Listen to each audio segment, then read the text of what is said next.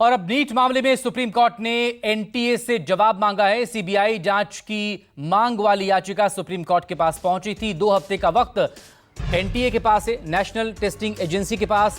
2 हफ्ते में एनटीए को अपना जवाब दाखिल करना होगा सुप्रीम कोर्ट में। 8 जुलाई को बाकी याचिकाओं के साथ ही सीबीआई जांच वाली याचिका पर भी सुप्रीम कोर्ट में सुनवाई होगी।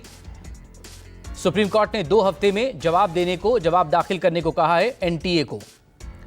इससे पहले अलग अलग याचिकाओं पर कल सुनवाई करते हुए सुप्रीम कोर्ट ने काउंसलिंग पर रोक लगाने से इनकार कर दिया था और 1563 स्टूडेंट्स को दोबारा से एग्जाम देने को कहा था, डायरेक्ट किया था एनटीए को। इस सबके बीच नीट पर शिक्षा मंत्री धर्मेंद्र प्रधान का बयान भी सामने आया। उन्होंने आश्वस्त किया है सभी परीक्षार्थियों को कि हर परीक्षार्थी का भविष्य सुरक्षित है, किसी भी छात्र के भविष्य के साथ खिलवाड़ नहीं होगा, सुप्रीम कोर्ट के निर्देश का पालन होगा, बिना भ्रम के आगे बढ़ने की जरूरत है।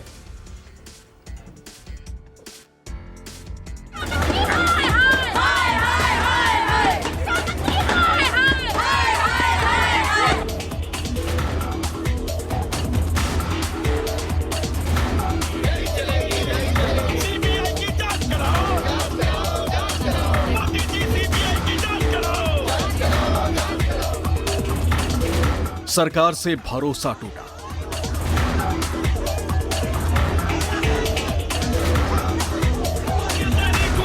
नीट यूजी के नतीजों के खिलाफ गुस्सा फूटा।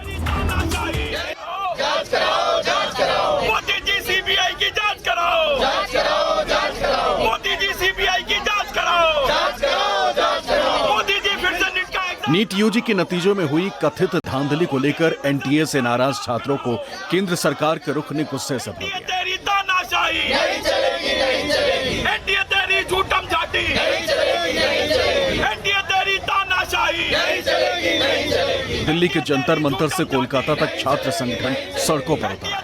सवाल ये कि एनडीए ने ग्रेस मार्क्स क्यों दिया और अगर दिया भी तो उसका आधार क्या था? नहीं चलेगी, नहीं चलेगी। एनडीए तेरी झूठम झाटी नहीं चलेगी, नहीं चलेगी। एनडीए तेरी तानाशाही नहीं चलेगी, नहीं चलेगी। सीबीआई की जांच कराओ, जांच कराओ, जांच कराओ। सीबीआई की जांच कराओ। देश के सबसे बड़ी अदालत ने छात्रों की फरियाद सुन ली। 1563 छात्रों का ग्रेस मार्क्स रद्द कर दिया।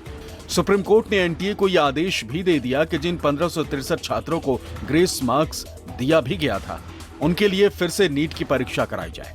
अब एनटीए की तरफ से ग्रेस मार्क्स हासिल कर चुके छात्रों के सामने 2 विकल्प हैं। या तो वो बिना ग्रेस वाले अंक से संतुष्ट हो सकते हैं या फिर 23 जून को री एग्जाम में बैठ सकते हैं। छात्रों की इस लड़ाई को सुप्रीम कोर्ट की चौखट तक ले जाने वाले कोचिंग संस्थान, फिजिक्स वाला और जनहित याचिका दायर करने वाले एडवोकेट श्वेतांक ने भी इस फैसले से संतुष्टि जताई।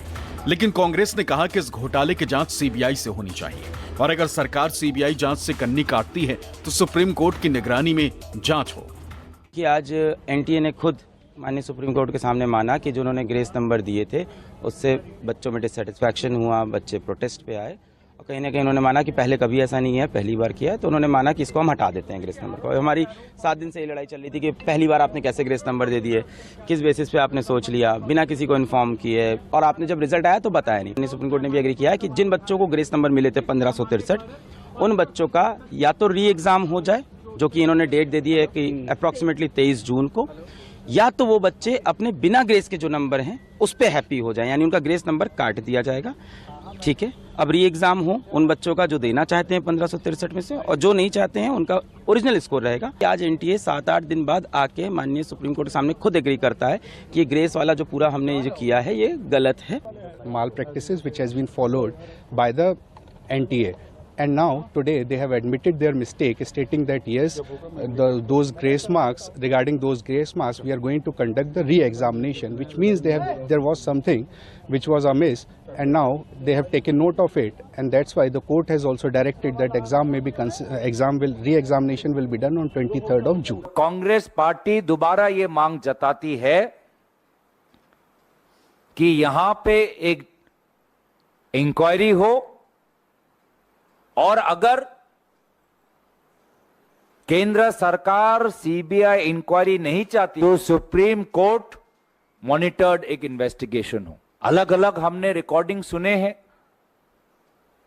किस प्रकार से 30 लाख रुपए मांगा जा रहा है, एक ही सेंटर में से अलग अलग बच्चों को एक जैसे मार्क्स मिल रहे हैं। लगभग 67 स्टूडेंट्स को पहला रैंक मिला है। सरकार का रवैया कमजोर रहा है। सरकार भागना चाहती है।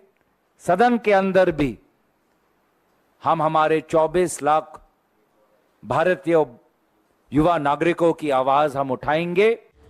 जस्टिस विक्रम नाथ और जस्टिस संदीप मेहता के बेंच ने सुनवाई के दौरान यह सवाल भी दागा कि ऐसे कितने सेंटर्स हैं जहां ऐसी समस्या आई। जवाब में एनटीए ने कहा कि ऐसे सेंटर सिर्फ 6 हैं। हालांकि सुप्रीम कोर्ट ने काउंसलिंग पर रोक लगाने से इनकार कर दिया, लेकिन एनटीए को नोटिस जारी कर 2 हफ्तों में जवाब मांग लिया। परेशानी की बात है ज़रूर, क्योंकि अगर आपने सिर्फ 1563 कैंडिडेट्स को बोला कि इनके जो एग्ज़ाम है वो रद्द किया जा रहा है, इनका रीनीट हो रहा है, तो हम लोग आ जाएंगे। आप हटा दीजिए इन सबको लिस्ट से। पेपर लीक से क्यों भटकाना चाह रहे? जब एफआईआर हुई है, लोगों ने वो जो आयुष राग जो आया था बिहार एफआईआर में, उसके बारे में बताया, तो ये एक्सेप्ट क्यों नहीं कर रहे हैं ये लोग? पेपर लीक 2 जगह के मामले जो है वो एकदम साफ है। पटना, गुजरात कि गुजरात में भी जो एनटीए के ऑफिशियल्स थे वो भी मिले हुए थे पेपर लीक से, जो कि एक वैलिड मतलब प्रूफ के साथ है वो चीज़। जो पेपर लीक हुआ जहाँ पर डमी कैंडिडेट्स बैठे और बाकी और भी जहाँ पर प्रॉब्लम्स हुई, जो एक्चुअली में मेजर प्रॉब्लम है, उसके ऊपर एनटीए का कोई जवाब नहीं आता। वो चुप्पी एकदम साध करके क्यों बैठा हुआ। 23 जून को 1563 उम्मीदवारों के लिए नीट की परीक्षा होगी और 30 जून के पहले नतीजे भी आ जाएंगे। सुप्रीम कोर्ट की सख्ती ने उन छात्रों में इंसाफ की उम्मीद तो जगा ही दी है जिन्हें यह संदेह है कि नीट परीक्षा में कोई बहुत बड़ी धांधली हुई है। हालांकि सरकार एनटीए को क्लीन चिट देने का इशारा कर रही है, लेकिन विपक्षी कांग्रेस के मुताबिक घपला तो एनटीए की नाक के नीचे ही हुआ है। अभी जो मसला जो सुप्रीम कोर्ट के सामने आज भी चल रहा है, सरकार ने अपना पक्ष रखा है उसमें, ये लगभग 1550 स्टूडेंट की है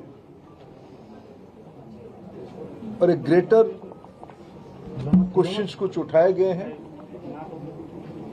सरकार उसकी सामना करने के लिए, उसको संतुष्टि के साथ बच्चों को उत्तर देने के लिए बहुत प्रामाणिकता के साथ खड़ा है। जो घटना हमारे सामने आई, निश्चित रूप में दोषियों को उसमें दंड दिया जाएगा। कि 24 लाख बच्चों ने जो नीट की जो परीक्षा दी है, उनके भविष्य के साथ जो खिलवाड़ आज इस परीक्षा के द्वारा हुआ है, उस पर एक जांच होनी चाहिए, सीबीआई की जांच होनी चाहिए।